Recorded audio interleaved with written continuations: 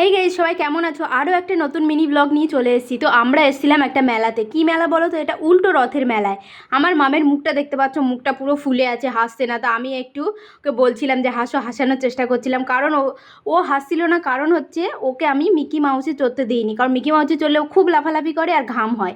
তারপরে আমি আর জয় আমাদের একটু ভিডিও করছিলাম আর দেখছিলাম দুজনে কেমন লাগছে। দুজনে মেলার মধ্যে আনন্দ করছিলাম। আর আমার মাম দেখো এদিক ওদিক দেখছিল, পাপা বলছে ক্যামেরার দিকে দেখো। ও বুঝতেই পারছিল না কোন দিকে দেখবে। তারপরে আমি ওকে বললাম পাপার দিকে দেখো।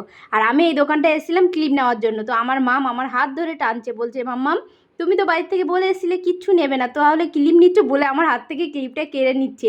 ক্লিপ কেড়ে নিয়ে ও রেখে দিচ্ছে। আমি এই দুটো ক্লিপ নেব বলে বার করেছিলাম, কিন্তু দুর্ভাগ্যের বিষয় আমাকে এই দুটো ক্লিপ একটাও নিতে দেয়নি। ও আমাকে নিয়ে চলে এসেছে, দেখো না কোথায় নিয়ে এসছে, এক্ষুনি দেখতে পাবে।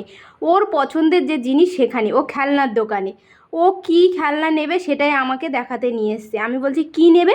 বলে আমি বন্দুক নেব। তো এটা ওর খেলনা না, এটা অন্য বাচ্চা একটা দেখছিল। ওই যে দেখতে পাচ্ছ দূরে প্লাস্টিকে ঝুলানো আছে, এটাই ও নেবে।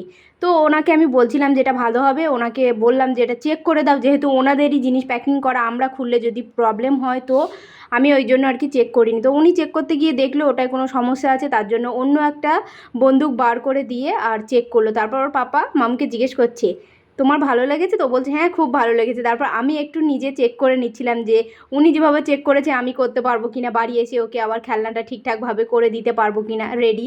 তারপর আমি বললাম আমাকে শেষমেশ একটা হেয়ার ব্যান্ড পর্যন্ত কিনে দাও। কিচ্ছু দিল না আমাকে, হেয়ার ব্যান্ডও পর্যন্ত কিনে দিল না। আমার মাম বলে তুমি বলেছিলে একই কথা বাড়ির থেকে যে কিচ্ছু নেবে না, তো কি করব আমি আর ব্যাড লাগ। শেষমেশ আমি বললাম আমাকে একটু ঘটি গরম খেতে দাও। তারপর ছেলে বলে যে না আমি খাবো না। কিছু করার নেই, আমি জোর করলাম তাই আমাকে একটা ঘটি গরম খেতে দিল। ঘটি গরম নিয়ে আমি মামকে প্রথমে ওর মুখের মধ্যে আমি দিয়ে আমি বলছি দেখো খেয়ে কেমন লাগে, তুমি বলছিলে খাবে না।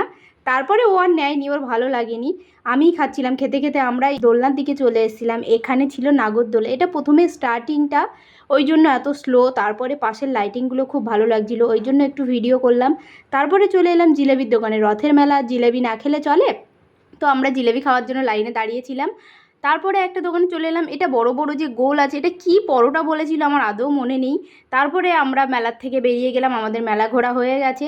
মেলার থেকে বেরোনোর সময় আমি একটা জিনিস পেলাম, এই যে দেখো এটা হচ্ছে প্যাপা পিগ। এটা কি আমি আমার পায়ের নিচে পড়েছিল। তো এটা আমি দেখলাম, এটা কে কিনেছিল জানি না। তো নতুন চাবি রিং, তো এটা আমি পেয়েছিলাম। মামকে বলছিলাম মাম্মা খুব সুন্দর দেখতে, ভালো লাগছে? তো বললো হ্যাঁ। খেলনাটা নিয়ে আমরা বেরিয়ে গেলাম মেলা থেকে। তো টাটা, সবাই ভালো থেকো। ব্লগটা আজকে এখানে শেষ করছি। সবাই খুব মজা করো।